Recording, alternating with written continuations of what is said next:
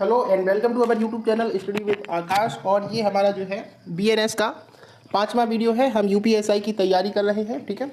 और अब तक हमने जो है 3 धाराओं को समाप्त कर दिया है बीएनएस की।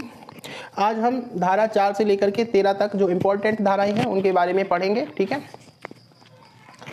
तो यहाँ पर देखिएगा, भारतीय न्याय संहिता 2023 की धारा 4 से लेकर के धारा 13 तक की धाराएं जो है अध्याय 2 में आती हैं। और ये अध्याय 2 जो है दंड के विषय में बात करता है, किस अपराध के लिए कितना दंड, कहाँ दंड, कैसे दंड, ठीक है, इस तरह की बात करता है। अध्याय 2 की धारा 4 सबसे पहले दंडों के प्रकार की बात करती है और ये बताती है कि कोई भी न्यायालय 6 प्रकार के दंड किसी व्यक्ति को दे सकता है।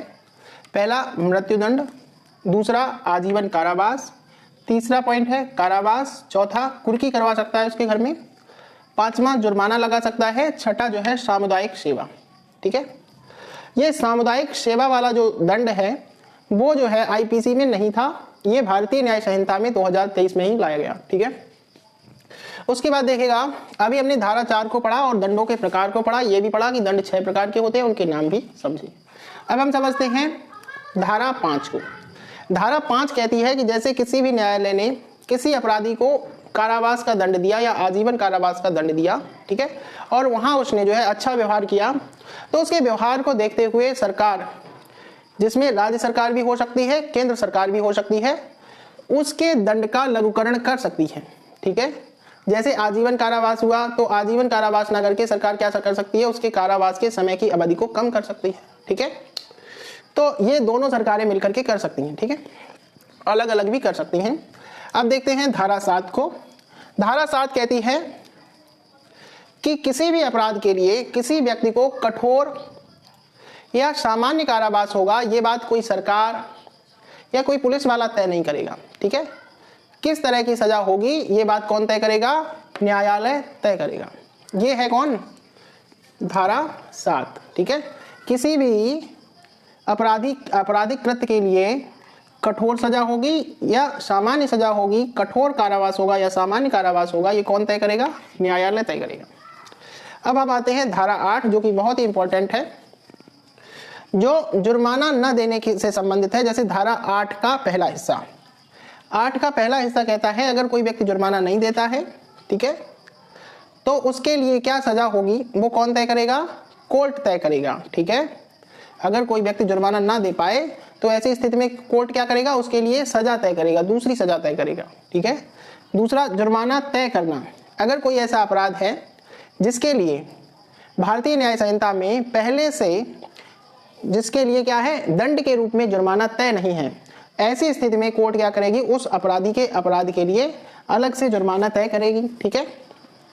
फिर यहां पर अगर 8 की उपधारा पहले के तीसरे हिस्से की बात करें तो यहां पर हमारा बीएनएस कहता है कि ऐसे अपराध जिनके लिए पहले से जुर्माना तय नहीं है, तो वहां उन अपराधों के लिए हमारा कोर्ट असीमित मतलब कोई सीमा नहीं है कि कितना जुर्माना लगा सकती है, लेकिन वो जो जुर्माना कोर्ट लगाएगी वो इतना ज्यादा भी नहीं होगा कि अपराधी को भरने में बहुत ज्यादा मुश्किल हो, ठीक है। तो यहाँ पर देखिएगा, हमने धारा 8 की उपधारा 1 के 3 पॉइंट पढ़े। पहला पढ़ा, जुर्माना न दे पाने पर कोर्ट यह तय करता है कि अपराधी को कौन सी सजा देनी है, मतलब कितना कारावास देना है, कौन तय करेगा, कोर्ट तय करेगा। दूसरा, जुर्माना तय करना।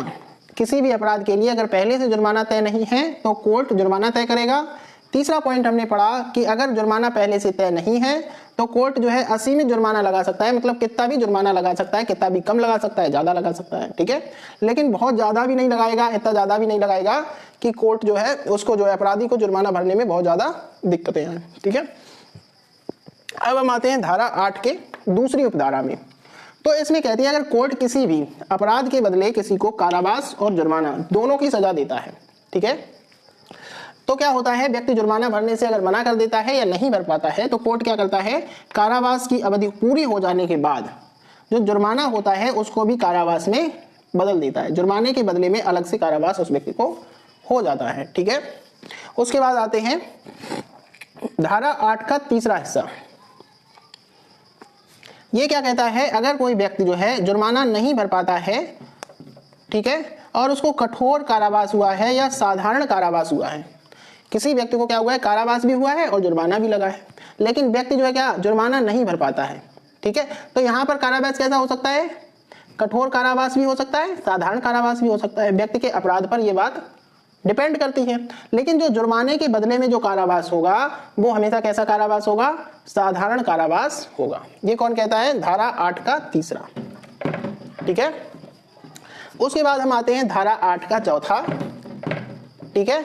तो धारा 8 का चौथा क्या कहता है, अगर किसी व्यक्ति ने अपराध किया है और अपराध के बदले उसको क्या है, साधारण या कठोर दोनों तरह की कारावास हो सकती थी, लेकिन कोर्ट ने क्या किया, उस पर केवल जुर्माना लगाया या उसको सामुदायिक सेवा करने की बात कही और उसने दोनों ही करने से मना कर दिया, तो क्या करेगा, न्यायालय बदले में उसको साधारण या कठोर कारावास दे सकती है। इन दोनों में बहुत अंतर है, ठीक है। यहाँ पर व्यक्ति को कठोर या साधारण कारावास भी हुआ था, जुर्माना भी लगा था, तो जुर्माना के बदले में क्या किया था, कोर्ट ने साधारण कारावास दे दिया था जब जिसने जुर्माना भरने से मना किया। यहाँ जो है केवल जुर्माना भरने की बात हो या सामुदायिक सेवा की बात हो और व्यक्ति दोनों से मना कर दे, तो क्या करेगा, कोर्ट फिर खिसिया के क्या करेगा, उस व्यक्ति पर साधारण या कठोर दोनों तरह के कारावास की व्यवस्था कर सकता है। कोर्ट चाहे तो उसको साधारण कारावास दे दे बदले में, चाहे तो कठोर कारावास, ठीक है। और जब दोनों चीजें एक साथ लगी हो तो जुर्माने के बदले में क्या होता है, साधारण कारावास ही होता है, ठीक है। अब हम आते हैं धारा 8 के उपधारा 5 में, ठीक है। तो ये उपधारा देखिएगा 5 क्या कहती है, उपधारा 5 कहती है क्या, यदि अपराधी जुर्माने से या सामुदायिक सेवा से दंडित है और वह अपराधी जुर्माना या सामुदायिक सेवा नहीं करता तो उसे कारावास की सजा होगी। ये तो अभी हमने पढ़ लिया, लेकिन ये क्या तय करता है, देखिएगा, अगर जुर्माना 5,000 रुपए का है तो उसे कम से कम 2 माह तक की सजा होगी। अब ये तय भी करने लगता है, अगर मान लीजिएगा उस पर कितना जुर्माना लगा है, 5,000 का, तो कितने माह की सजा होगी, 2 माह की सजा होगी अगर वो जुर्माना भरने से मना कर देता है, ठीक है। अगर 10,000 का है तो 4 माह की सजा होगी, ये आपसे पूछा भी जाएगा। 10,000 का दंड है तो कितने माह की सजा होगी, 4 माह की, अगर वो भरने से मना कर दे, ठीक है। और उपयुक्त मामलों के अतिरिक्त किसी अन्य मामले में सजा 1 साल से अधिक नहीं हो सकती। अगर 10,000 से ऊपर का दंड लगा है, कितना भी चाहे 10,000 से ऊपर का जुर्माना हो, तो मैक्सिमम कितने साल की सजा हो सकती है, 1 साल तक की मैक्सिमम सजा हो सकती है। कोर्ट अगर आप पर जुर्माना लगाए तो और आप जुर्माना भरने से मना कर दें तो आप पर कितने साल की सजा होगी, मैक्सिमम 1 साल तक की सजा, ठीक है। ये बात समझने लायक है। आगे देखिएगा धारा 9, धारा 9 क्या कहती है, धारा 9 कहती है कई अपराधों से मिलकर बने अपराध के लिए दंड की अवधि के विषय में बात करती है। जैसे यदि मैं आपको डंडे से मारता हूं, ठीक है, तो जब हमें डंडे से मारने का जो हमने अपराध किया आपके लिए, तो कोर्ट ये नहीं देखेगा कि मैंने 5 डंडे मारे, 10 डंडे मारे या 20 डंडे मारे। मुझे कोर्ट काय की सजा देगा, डंडा मारने की सजा देगा, तुम्हें कष्ट पहुंचाने की सजा देगा, ठीक है। तो यहां पर देखिएगा, दोबारा से सुनिएगा, यदि अपराधी किसी व्यक्ति को लाठी से एक या एक से अधिक बार वार करता है तो उसे सजा लाठी पर वार करने के आधार पर दी जाएगी, ना कि इस आधार पर कि उसने कितनी बार उस व्यक्ति पर प्रहार किया है, 1 बार या 10 बार, ठीक है। इसका मतलब ये नहीं है कि कोर्ट ये नहीं देखेगा कि 1 बार मारा कि 10 बार डंडे से मारा, लेकिन अगर आप ये सोचकर मारेंगे किसी व्यक्ति को कि मैं, कोर्ट तो ये देखेगा कि नहीं कि 1 बार मारा कि 10 बार मारा, कोर्ट तो केवल इस बात की सजा देगा कि लाठी से मारा। अगर आप उस व्यक्ति को बार बार मारते रहेंगे, उसको चोट लग जाएगी, उसको खून निकल आएगा, उसको बेहोशी हो जाएगी, तो हो सकता है उसके लिए आपको अलग से सजा दे दे। तो ये सोचकर किसी को भी नहीं मारना है कि कोर्ट सजा केवल लाठी से मारने की देगा, ठीक है, क्योंकि उसके लक्षण भी तो फिर अलग हो जाएंगे, ज्यादा मारोगे तो मर भी सकता है व्यक्ति, तो फिर उसकी हत्या की सजा होगी आपको, ठीक है। तो यहां पर देखिएगा क्या लिखा है, कई अपराधों से मिलकर बने अपराधों के लिए दंड की अवधि, ठीक है, अपराध प्लस अपराध। अब ऐसी स्थिति में क्या होता है, अब जैसे मैं किसी को पीट रहा हूं और बचाने के लिए कोई और व्यक्ति आ जाएगा, ठीक है, तो हमने इस व्यक्ति को मार रहे हैं डंडे से, तो इसके लिए हमें क्या कोर्ट सजा देगा, लेकिन जो बचाने के लिए आया है, कभी कभी क्या होता है 2-4 लाठियां उस पर भी पड़ जाती हैं, ठीक है। तो अब जब कोर्ट अपना न्यायालय में निर्णय सुनाएगा तो ऐसा सुनाएगा कि हमने इस व्यक्ति को भी डंडे से मारा और जो बचाने के लिए आया उस पर भी हमने लाठियों से प्रहार किया, ठीक है। तो 2 व्यक्तियों को पीटे जाने की सजा कोर्ट हमको देगा, ठीक है। तो ये सारी बातें कौन बताता है, धारा 9 बताती है। 9 क्या कहती है, किसी को मारना पीटना नहीं है, ठीक है। आगे देखिएगा, और अगर हमें दो व्यक्तियों को पीट दिया तो मेरी सजा भी दोगुनी हो जाएगी, ठीक है। अब इसके बाद आता है धारा 11। कौन सी आती है? धारा 11।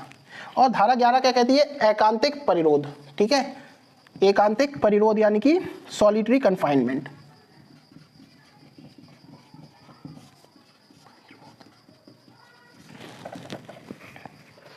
तो एकांतिक परिरोध का मतलब क्या होता है? कभी कभी क्या होता है, जब हमें कठोर कारावास होता है तो क्या करते हैं वो लोग, एक अकेली वाली कोठरी होती है, एकांत वाली कोठरी, उसमें बंद कर दिया जाता है, उसी को क्या बोलते हैं? एकांतिक परिरोध बोलते हैं, ठीक है। इसे तन्हाई वाली भी सेल कहते हैं ना, तो उसमें हमको बंद कर दिया जाता है। इस धारा के अंतर्गत क्या होता है? न्यायालय के आदेश पर एकांतिक परिरोध की सजा दी जाती है।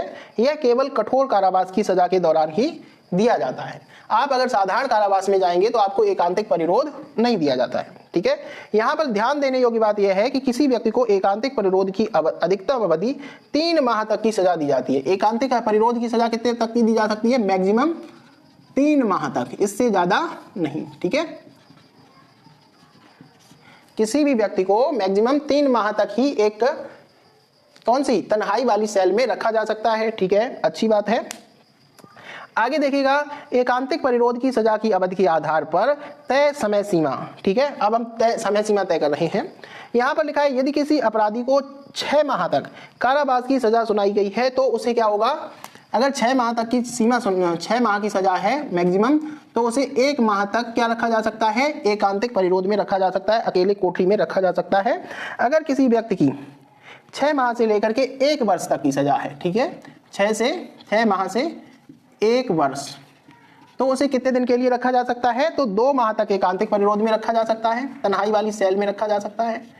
उसके बाद देखिएगा, आगे लिखा है यदि किसी अपराधी को 1 वर्ष से अधिक कारावास की सजा दी जाती है तो उसे क्या होता है? अधिकतम 3 माह तक ही एकांतिक परिरोध में रखा जा सकता है, ठीक है। तो अभी हम रिवाइज भी करेंगे। जैसे हमने क्या पढ़ा? धारा 11 को, तो धारा 11 काय के विषय में बात करती है? एकांतिक परिरोध के विषय में बात करती है। एकांतिक परिरोध क्या होता है? किसी व्यक्ति को अकेले एक कोठरी में बंद कर देना ही क्या होता है? एकांतिक परिरोध होता है। और ये हमेशा कठोर कारावास पाने वाले लोगों को ही दी जाती है। ये सजा मैक्सिमम कितने मंथ की हो सकती है? 3 मंथ की हो सकती है। अगर कोई व्यक्ति 6 माह की सजा काट रहा है तो उस व्यक्ति को 1 माह का एकांतिक परिरोध मिलेगा। अगर कोई व्यक्ति 6 माह से लेकर के 1 वर्ष तक की सजा काट रहा है तो उसे 2 माह का एकांतिक परिरोध दिया जाएगा। और कोई व्यक्ति अगर 1 वर्ष की सजा काट रहा है तो उसे 3 माह का अधिकतम एकांतिक परिरोध दिया जा सकता है, ठीक है। इसी तरह से धारा 12 भी इसी विषय में बात करती है, एकांतिक परिरोध के विषय में। धारा 12, ये धारा 12 देखिएगा क्या कहती है? एकांतिक परिरोध की अवधि के विषय में ये भी बात करती है। किसी व्यक्ति को एकांतिक परिरोध अधिकतम 3 माह की सजा दी जा सकती है। कितने दिन की? मैक्सिमम 3 माह की, ठीक है। दोनों एक ही बात कर रहे हैं इस विषय में, ठीक है। आगे देखिएगा, इसमें एक बार में अधिकतम 14 दिन की सजा दी जा सकती है। ऐसा नहीं किसी एक व्यक्ति को लगातार 3 महीने तक एक कोठरी में अकेले बंद कर, तो वो पागल हो जाएगा।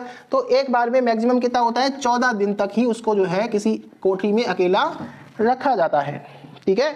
और 3 माह से अधिक की अवधि पर अगर कोई रखना चाहता है, मान लीजिएगा हमने किसी व्यक्ति को मैक्सिमम 3 मंथ तक कोठरी में रख लिया, लेकिन वो ज्यादा आक्रामक स्वभाव का है, खराब प्रकृति का व्यक्ति है, तो उसे जो है मैक्सिमम इसके बाद मैक्सिमम कितने दिनों तक कोठरी में रखा जा सकता है? इसके बाद 7 दिन, 7 डेज मैक्स। 3 महीने के बाद अगर फिर भी रखना चाहता है कोर्ट उसको एकांत में, तो 7 दिन की अवधि और दे सकता है, 7 दिन और एक अकेले में रखा जा सकता है, ठीक है। आगे देखिएगा, इसके बाद आता है धारा 13।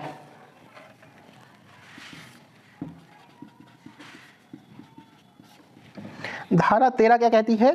देखो, धारा 13 कहती है दोबारा अपराध करने की सजा में बढ़ोतरी। यदि कोई क्या कहता है? दोबारा अपराध करोगे तो क्या होगा, ठीक है। यदि कोई अपराधी किसी भारतीय न्याय संहिता के अध्याय 10 के आधार पर नकली सिक्के या करेंसी नोट या अध्याय 17 लोक प्रशांति को भंग करना जैसे दंगा बलवा आदि के तहत कोई अपराध किया है जिसमें 3 वर्ष से अधिक की सजा का प्रावधान 3 वर्ष से अधिक की सजा का प्रावधान है। इस प्रकार का अपराध दोबारा करने पर उसे आजीवन कारावास या 10 वर्ष तक की सजा दी जा सकती है। ठीक है, अब दोबारा से समझते हैं धारा 13 को। तो धारा 13 क्या कहती है, अगर कोई व्यक्ति जो है बार बार अपराध कर रहा है, उसकी अपराधी नेचर है, ठीक है, और इसमें दोबारा अपराध में कौन सा अपराध कर रहा है, खास तौर से दंगा कर रहा है या अशांति फैला रहा है, ठीक है, दंगा या अशांति फैला रहा है। दूसरा क्या कर रहा है, जाली नोट बना रहा है, ठीक है। तो पहली बार में क्या होता है, यहाँ 3 साल से अधिक की सजा होती है, ठीक है, और अगर फिर से तुम नहीं माने तो क्या होगा, फिर आपको 10 साल से अधिक की सजा होगी या आजीवन कारावास भी हो सकता है, ठीक है। तो धारा 13 के बारे में हम समझ गए हैं कि अगर आप बार बार अपराध करोगे, अशांति फैलाओगे, जाली नोट छापोगे, आपको 3 साल से अधिक की सजा होगी। अगर फिर नहीं मानोगे, दोबारा वही काम करोगे, तो आपको 10 साल से अधिक की सजा या आजीवन कारावास भी हो सकता है, ठीक है। तो ये जो धाराएं थी, जो अध्याय दूसरा था हमारा, उसके विषय में थी, और हम जो है इसको रिवाइज भी करेंगे लेकिन अगले वीडियो में। तो अभी बस इतना ही, मिलते हैं अगले वीडियो में।